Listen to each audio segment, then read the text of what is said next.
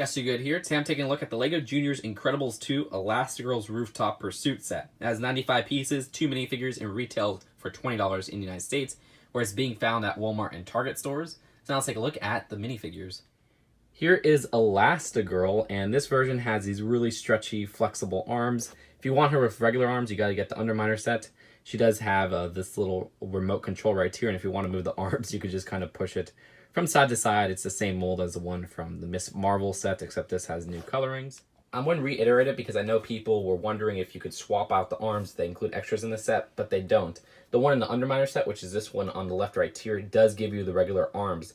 Also, the one in the Underminer set actually has a different face print than this one. You can see this one has just a regular kind of smile. This one has a really big smile. And the one in the Underminer set has an angry face as an alternate expression. This one right here just has a regular kind of smirking face. I also like the hairpiece going on here, which is a new mold. It's a softer plastic, but it's very detailed and useful for different situations. Another new hairpiece is always good in my book.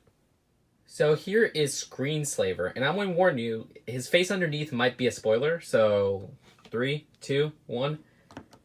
There you go. I don't know if that's somebody relevant. I don't know who that is, but people are saying it might be a spoiler, so whatever. He has a laptop as an accessory, and I like his new torso print. His face print's kind of cool, too. He looks like an older man or something. And he has some back torso printing. But the part that I took off is actually my favorite part of him. I love that helmet. Isn't that such a cool design? I don't know about you, but that will be nice to maybe wipe that front part off and use as, I don't know, a mask in different situations. But it's a totally new mold that's exclusive to the set, and I really appreciate that. For the builds of the set, there's a lot going on. There is the main rooftop, which has some great details, like this tile right here that's printed and it says 18% approval rating going up. And the rooftop itself has some interesting details, like this fan right here, a helicopter landing pad, which they do include a helicopter in this set. We'll take a look at that in a bit. This dish, which has a nice kind of zap to it. And you can move that along as you'd like. Not too much details on the back. The helicopter itself is quite interesting. There's this front cockpit, which you could lift up. Inside, you can see they have a printed little design going on there on a double cheese slope. And the top has this interesting kind of mesmerizing swirl, which when you spin it around, that looks pretty darn cool. And other than that, the back actually has a little pad that you could lift down. There's nothing inside there, though, so it's a very simple build, but I guess if you want to make an escape through the back. And, of course, it uses the Junior's base for the helicopter, so it could be a simple build. And finally, they have this motorcycle in this nice gray coloring. They add this little part to the back, but there's really not much else going on. And that's it with the builds. Let's take a look at the packaging and then the final verdict.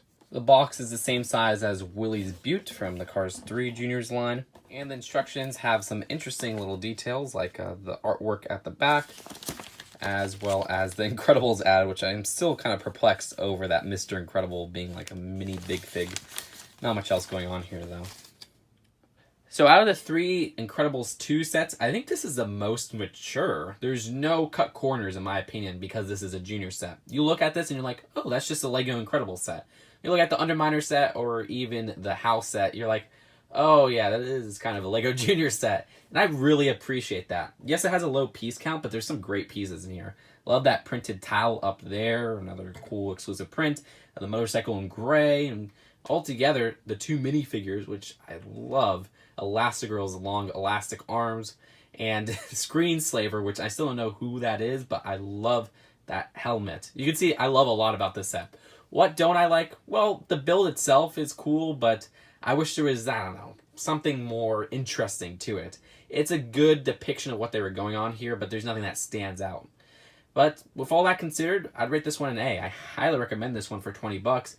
You won't have the most memorable build, but the design here does not feel like they cut any corners. And I really got to emphasize that because I know people are like, oh, it's LEGO Juniors Incredibles. They should have done regular sets, which I agree. Yeah, they should have done regular sets, but you still get a very organic build here. And I'll see you guys later. Peace out.